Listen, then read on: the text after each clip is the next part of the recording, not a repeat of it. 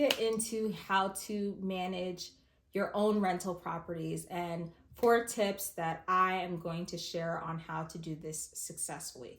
So my husband and I, we own a few rental properties, and before we got started, I was in the Airbnb world, and I knew I wanted to transition to just buy and hold rentals because I was burnt out from Airbnb. Even with my team, that's a whole nother story.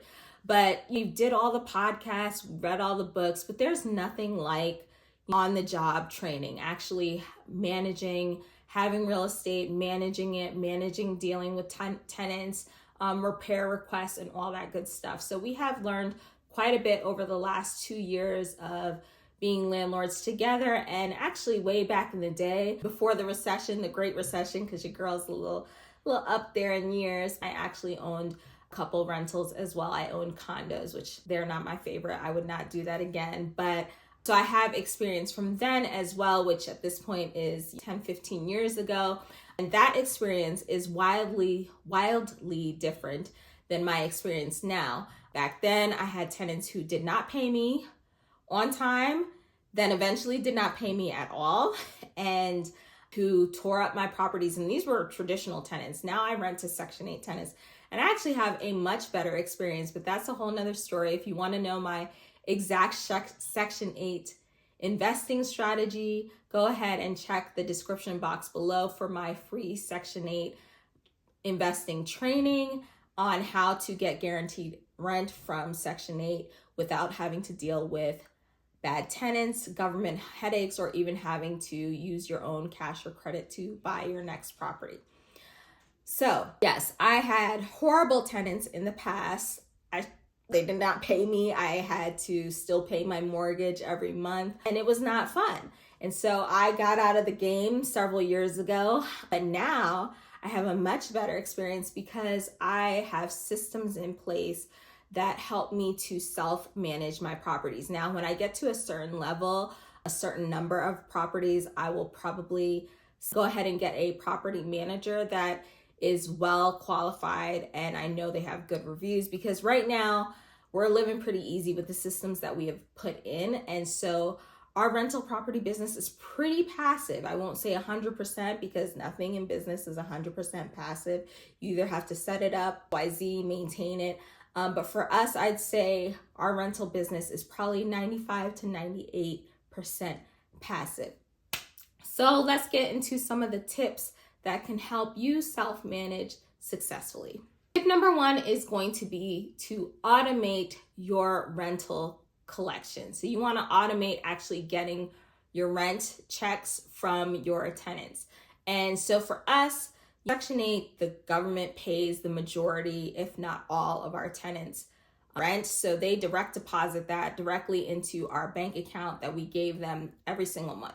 But for the portion that the tenants pay, because some of our tenants, maybe they pay 20%, some pay 15%, whatever the case may be, we still want to make sure we get that on time and don't have to chase them down for their portion.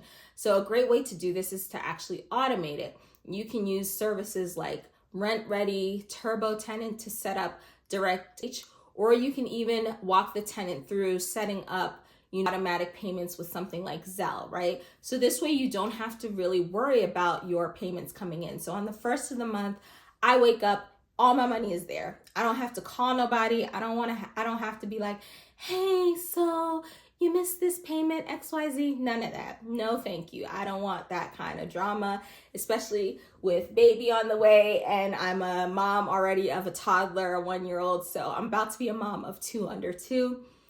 I don't want to have to chase people down, which is what I used to have to do with my old tenants back in the day, right? So automate your rent payments.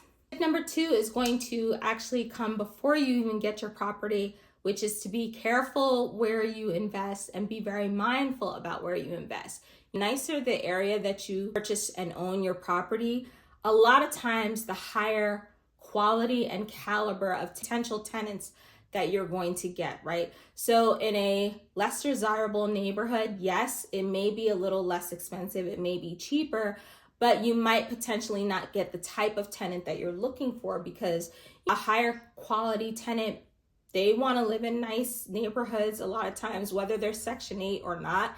And so you're already attracting the kind of tenant that you want just based on the location of your property. So I would say, based on what your budget is, go for the nicest within your budget, because you don't want to overspend area that you can. And there are different strategies that you can use to get into good quality areas without having to spend all of your own cash or credit. And I do talk about that in my free masterclass training, but you want to be mindful of where you invest. And this goes for both traditional as well as Section 8 tenants.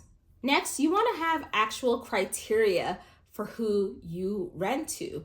Okay, so there are so many landlords, and at once upon a time, I was guilty of this myself, who rent to the first warm body that comes their way, right? Someone who says, I have money, I will give it to you. Here's my money, rent me your place. And you're so desperate for money to come in, the check, that you take any old body.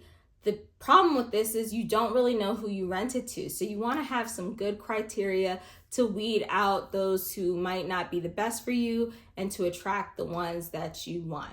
So some good criteria that I like to use, and this is both for market rate traditional tenants as well as Section 8 tenants, include things like having 2 to 3 times of the rent or a active housing voucher that is ready to go, right? So you're just making sure that they can actually afford whatever rent you are charging.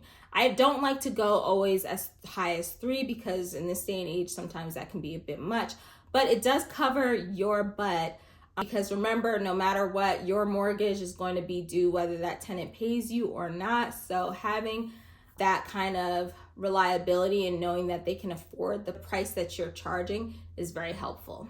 You also want to see that they have good rental history, whether they're Section 8 or traditional tenant. I want to see that you're not moving every single year, that you stay at your properties for a good amount of time, that you haven't been evicted, and that your old landlord has positive things to say about you. This can be huge, because if they've been evicted or they move out in the middle of a lease, it says a lot about how they might be with you as a tenant as well. I also like to see consistent employment history or consistent voucher history. So again, if they're a Section 8 tenant, maybe they are getting 100% of their rent paid, but I want to make sure that they're keeping their voucher active, they have good relationship with their case manager, etc. And if they're a traditional tenant, I want to see that they've been able to stay at a job for 2, 3+ years. They're not constantly hopping around, which means they could have gaps in their income, which can lead to not paying me the rent due, right? And so I like to look for that as well.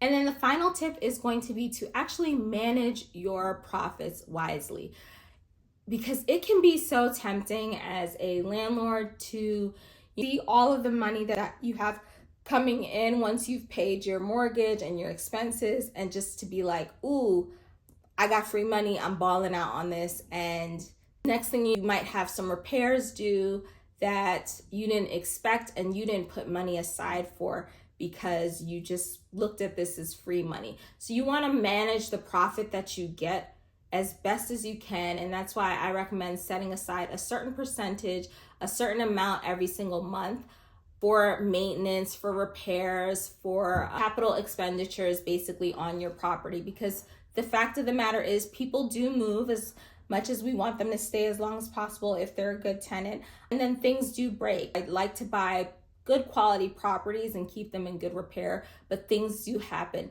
So it's best to have some of that money set aside and know that you spend it all on whatever, and you have that, and you don't have to dip into your own funds, or you're not even able to make the repairs, because you want to make sure you as a landlord also have a good relationship with your tenants. And one of the best ways to do this is to handle repairs in a efficient and expeditious way.